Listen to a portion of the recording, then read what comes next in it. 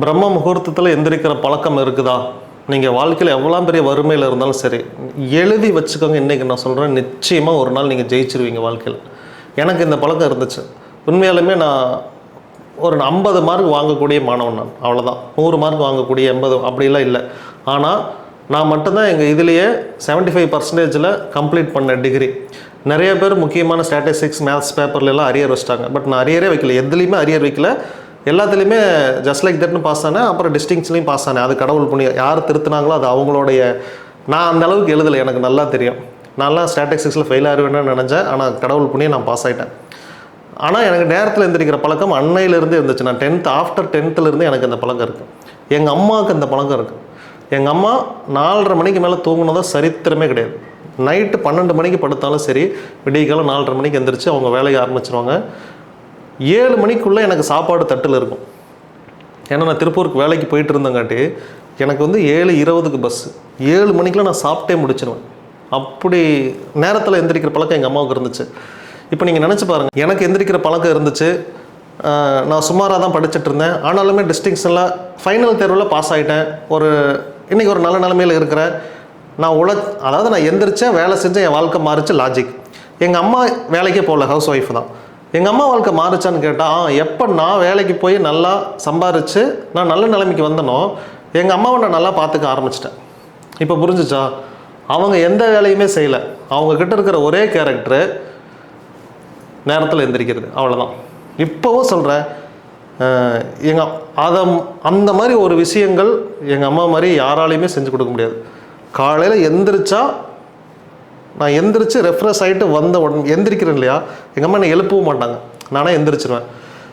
எந்திரிச்சு சத்தம் கேட்டு நான் பாத்ரூம் போய்ட்டு ரெஃப்ரெஷ் ஆகிட்டு வந்தேன்னா டேபிள் மேலே கட்டில் மேலே காஃபி இருக்கும். குடிச்சிட்டு மீண்டும் போய் குளிச்சுட்டு வந்தேன்னா நான் வர்றதுக்குள்ளே அங்கே தட்டில் சாப்பாடு போட்டு டிஃபன் பாக்ஸ் எல்லாம் போட்டு ரெடியாக வச்சுருப்பாங்க. எல்லாம் எடுத்து ரெடியாக இருக்கும். நான் சாப்பிடும்போது எல்லாம் போட்டு பேக் பண்ணி ரெடியாக வச்சுருவாங்க. சாப்பிட்டு போயிட்டு வரேன்னு சொல்லுவேன். ஒரு வார்த்தை கூட எங்கள் அம்மாட்ட இடையில பேச மாட்டேன். அதே மாதிரி எந்திரிச்ச உடனே என் ஃபோனுக்கு சார்ஜ் போட்டு விட்ருவாங்க. எந்திரிச்ச உடனே பையன் எடுத்துகிட்டு கிளம்புவான் அப்படின்னு சார்ஜ் போட்டு விட்ருவாங்க. எனக்கு எந்திரிச்சு குளிச்சு கிளம்பி வேலைக்கு போனோமா நைட்டு 10-11 மணிக்கு தான் வருவேன். படுத்துருவேன். உள்ளே வந்த உடனேயும் அதே மாதிரி குளிச்சுட்டு வருவேன். உள்ளே பேக்கெல்லாம் வச்சுட்டு குளிச்சுட்டு வரும்போது சாப்பாடெல்லாம் ரெடியாக இருக்கும். நான் சாப்பிட்டுட்டு திரும்ப எந்திரிச்சிட்டு போய் கை தொடச்சிட்டு வர்றதுக்குள்ளே பார்த்தீங்க அப்படின்னா இந்த சாப்பிட்டதுக்கான எந்த பொருளுமே அங்கே இருக்காது. எல்லாம் எடுத்து உள்ளே வச்சுருவாங்க. வச்சுட்டு அவங்க போய் படுத்துனாங்க. இதை இன்னைக்கு இருக்கிற இந்த ஜென்சிகளுக்கு என்னால் சொல்லி புரிய வைக்க முடியல. நிறையா குடும்பத்தில் பார்த்தா இதெல்லாம் பெரிய பிரச்சனை. ஆன் டைமுக்கு சாப்பாடு செஞ்சு கொடுக்குறதும் அதை எடுத்து வைக்கிறதும் இதை விலைக்கு கழுவுறதுங்கிறது. எங்கள் அம்மாவும் சும்மா தான் இருந்தாங்க, இன்றைக்கி இருக்கிறவங்களும் சும்மா தான் இருக்காங்க வீட்டில். ஆனால் இந்த படிமானம்ங்கிறது வரல. பேச்சே இருக்காது. எனக்கு எங்கள் அம்மாவுக்கு ஒரு வார்த்தை கூட பேசணும்னு இருக்காது.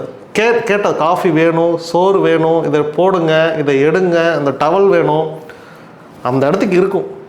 இன்றைக்கி அந்த கட்டல் மேலேருந்து ஒரு டவல் எடுத்துகிட்டு நான் போயிட்டுனா துவைச்சிட்டாங்கன்னா வேறு டவல் அந்த இடத்துக்கு வச்சுருவாங்க.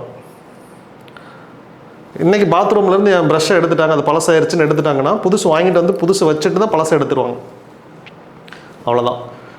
அது அப்படி மானிட்டர் பண்ணுவாங்க. இந்த ப்ரஷ்ஷு தேய்ஞ்சிருச்சு, இவன் தேஞ்ச ப்ரஷ்ஷில் பல் விளக்கிட்டு இருக்கான், இந்த சோப்பு தீரப்போகுது, இவன் ஒன்றும் எடுத்து வைக்காமல் இருக்கான், அடுத்து ரீப்ளேஸ், அங்கே ரீப்ளேஸ் பண்ணிடுவாங்க.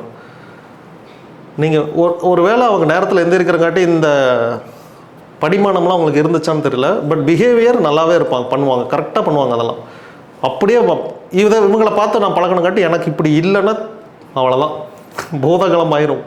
பயங்கரமாக கோவம் வரும் எனக்கு. கற்றுன்னு கற்றுவேன்.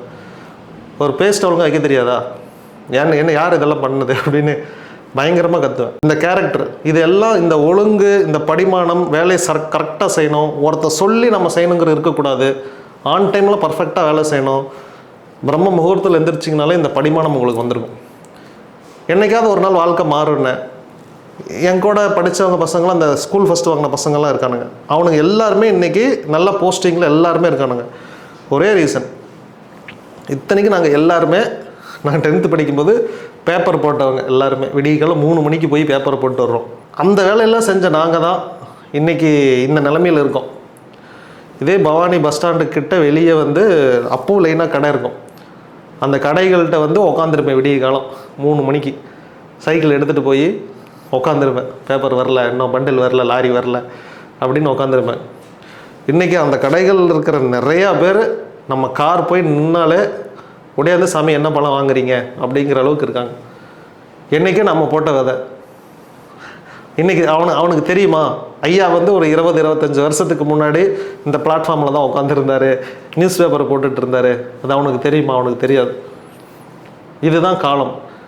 உங்கள் வாழ்க்கை என்றைக்கு மாறும்னா உங்களுக்கு தெரியாது. பட் என்றைக்கு வேணாலும் மாறலாம். அப்படி மாறும்போது அந்த வாழ்க்கையை அடாப்ட் பண்ணிக்கிறதுக்கு உங்கள்கிட்ட டிசிப்ளின் இருக்கணும், நேர்மை இருக்கணும், உழைப்பு இருக்கணும்.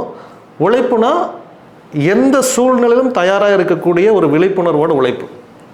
இப்போ கிளம்பி போகலாமா, டயர்டாக இருக்குது, நீ ரிஜெக்டட், அவ்வளோதான். இப்போ கிளம்பி கோயிலுக்கு போகலாமா, ரெடி, 5 நிமிஷம் டைம் கொடுங்க, குளிச்சுட்டு வந்துடுறேன், இவ்வளோதான். எப்போதும் விழிப்பு நிலையில் நீங்கள் இருக்கிறீங்க அப்படின்னா இந்த உலகம் உங்களை தேடிக்கிட்டு இருக்குன்னு அர்த்தம். ஒரு நாள் உங்களை கதவை டக்குன்னு தட்டும், அவ்வளோதான், வாடா அப்படின்னு கூட்டிகிட்டு போயிடும். அதுக்கப்புறம் மிகப்பெரிய சாம்ராஜ்யத்துக்குள்ளே உங்களை வச்சுக்கும் அது.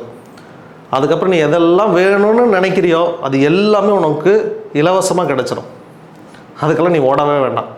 இந்த உலகம் உனக்கு ஒரு வேலை கொடுக்கும், அந்த வேலையை மட்டும் நீ செஞ்சால் போதும். அதை தான் சொல்கிறேன், இந்த பிரபஞ்சத்தோட ஏஜெண்ட்டாக நீங்கள் மாறுங்க, உங்களுக்கு வேலை காத்திருக்கு. அதிகாலையில் எந்திரிங்க, பிரம்ம முகூர்த்தத்துக்கு உங்கள் கனவை நனவாக்கும் சக்தி இருக்குது. இதை செஞ்சு பாருங்கள். கேளைக்க சித்த நமோ நம.